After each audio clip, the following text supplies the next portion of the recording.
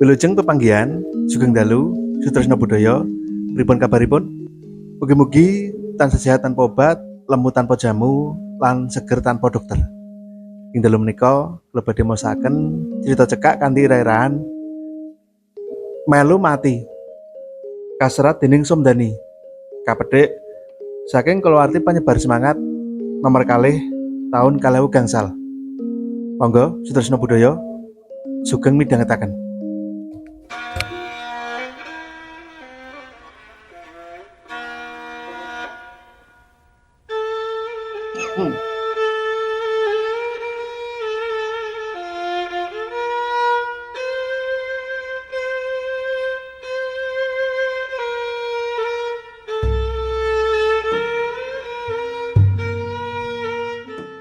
Nalika dikabari yen mbokne lara, Karma terus bingungi. Amarga dina iku dheweke duwe sanggeman nabuh. Yen ngantiya dheweke ora teka, harak ngaco kanca kancane. Wong Karma iku dudu ketua rombongan. Sidane sing wadon dioyak niliki wong tuane iku. Kosok baline Warsi, bojone, nyalahake sing lanang. Dene tegel-tegele dikabari wong tuane lara. Kok ora cepet-cepet niliki, malah dibotke anggone arep nabuh gamelan.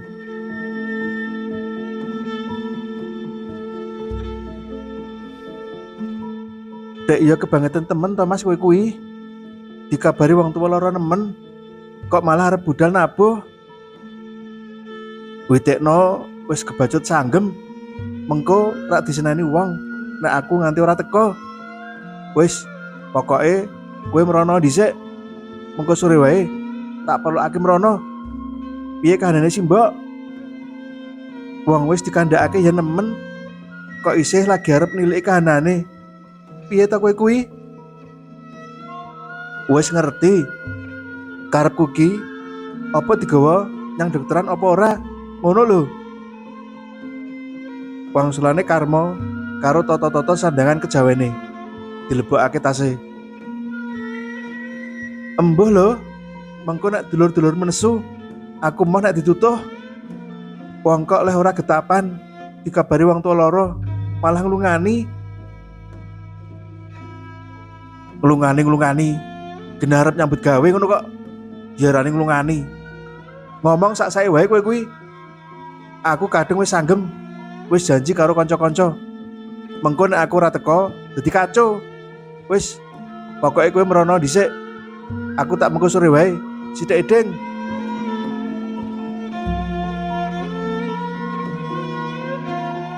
Warsi trimo ngalah. Terus mlebu kamar. Perlu toto-toto arep budal niliki mara tuane. Dene Karma malah wis disiki numpak uture. Amarga wektune wis rada kawanen. Wong tuane lara ora diceritakake marang kanca kancane. Ora kawistara babar pisan yen wektu iku dheweke lagi ribet pikire. Mula kaya adat saben. Dheweke isih meksa bisa geguyon karo kanca-kancane pengrawit. Malah nalika dheweke kebagian nyangking sinden, meksa isih disagui. Pawadane dupeh kedalanan. Babar pisan ora kawistara yen wektu iku dheweke lagi prihatin amarga wong tuane wadon lagi nandang lara.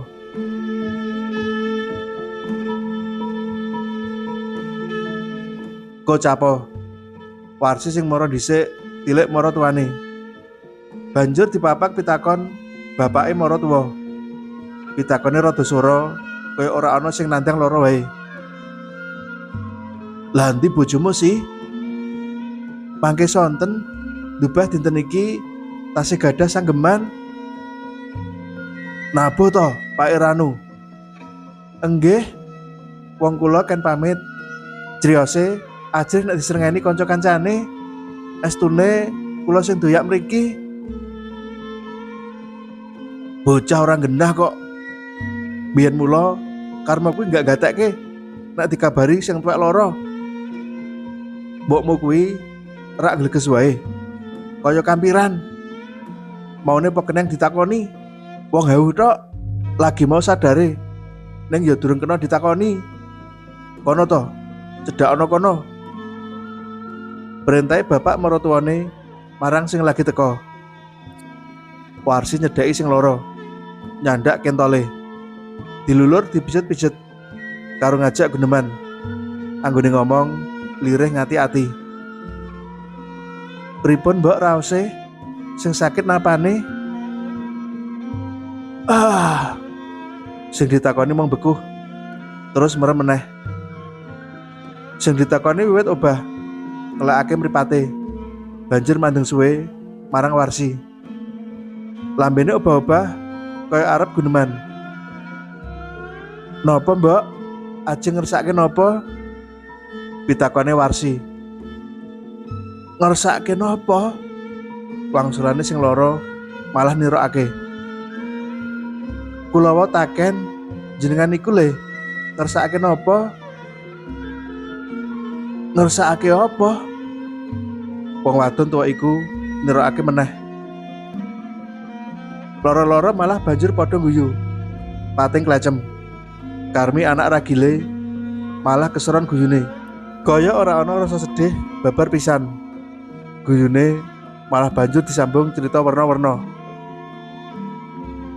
Coba yo, upama kowe ana mesti yo guyu kekelen. Lah wong ket wingi lho yo.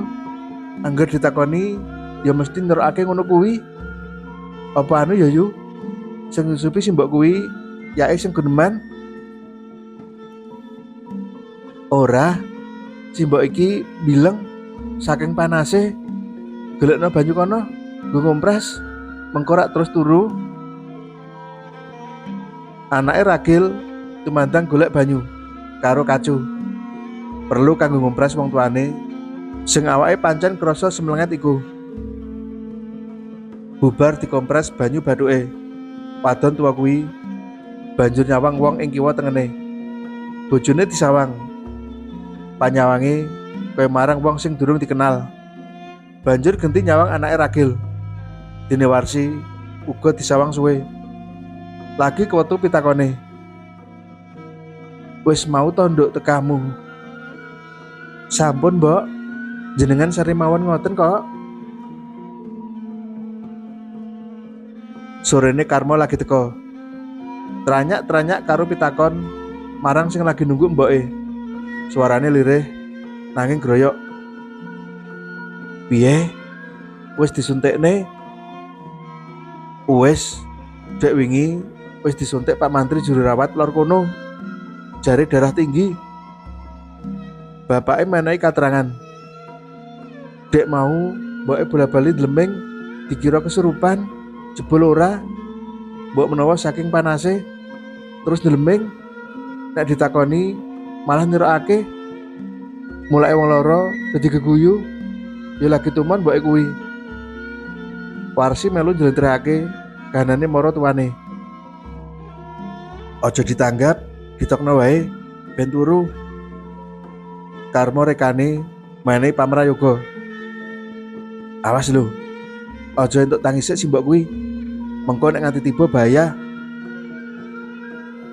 Karmo menehi pamrayoga kaya ngono iku.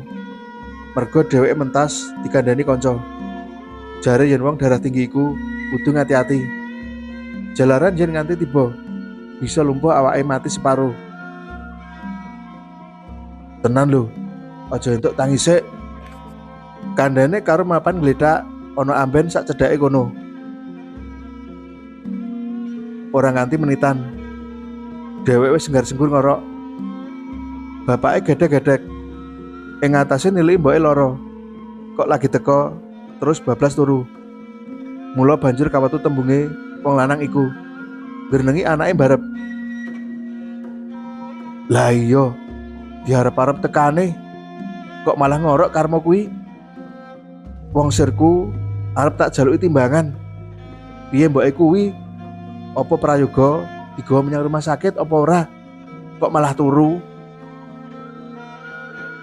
Masih niku angsale nabuh empun bladek-bladek pinten-pinten dalu. Mila nggih breksek mawon.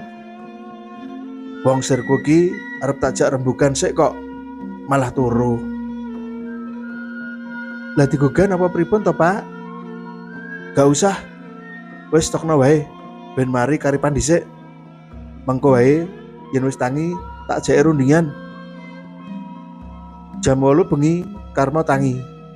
Tangine dudu merga sing lara. Nanging dhewe arep mangkat makarya meneh. Jalaran bengi kuwi isih ana sanggeman nabuh ing papan liya.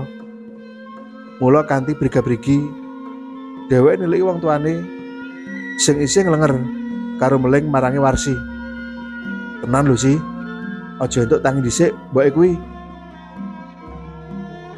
Lah nek arep pipis apa ya entuk tangi? Nek arep nguyuh ya dilawani. Ning nek tangi dhewe aja.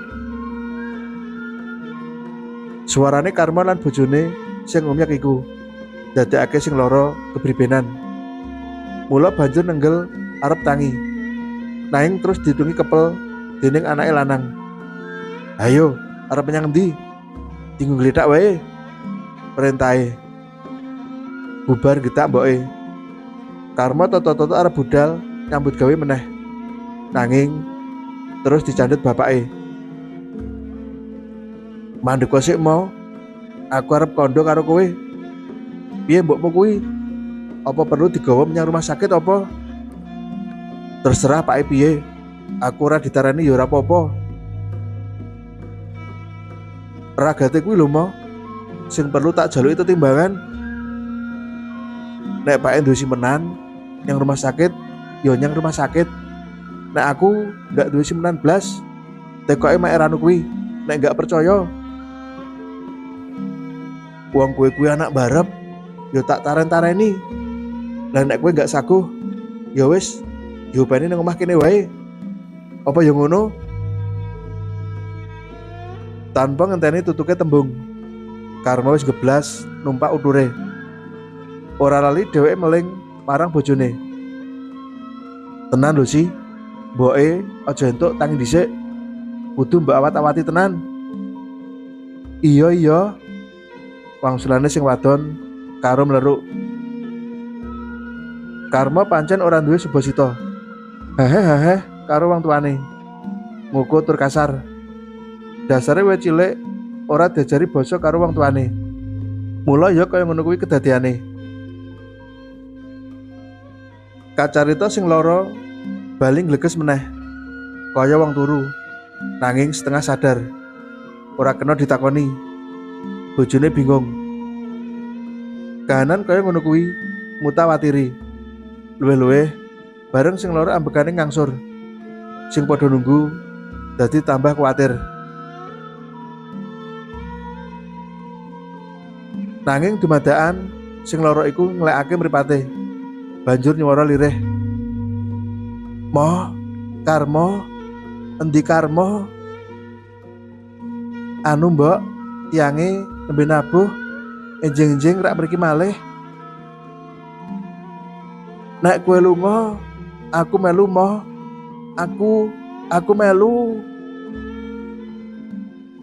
Tembunge sing lara iku banjur padha diguyu batin. Ing atase lara, kok arep melu nabuh gamelan. Ora ketemu nalar. Nanging bareng disurasa temenan. Tembung iku kok mujudake firasat sing ora becik. Luwih-luwih bareng sing lara katon wis lelaku. Kabeh padha mrihatinake marang Karma sing isih ana ing paran iku. Mengko gek Karma entuk alangan. Ya perkara mikirake Karma iku wong sak omah ora ana sing bisa turu. Jam 3:30 esuk, barengi geblake mboke. Karma diterake mobil ambulan. Dheweke mati amarga kecelakaan nalika mulih saka nyambut gawe. Karma nabrak buk ing enggok-enggokan. Jalarane dheweke ngantuk. Amarga wis tandangan melek pirang-pirang bengi. Wong sak omah banjur padha jempleng tangisan kabeh. Layak to. Mboke arep melu Karma. Jebul tenan. Kandhane wong akeh. Karma kualat karo wong tuane. Cutel.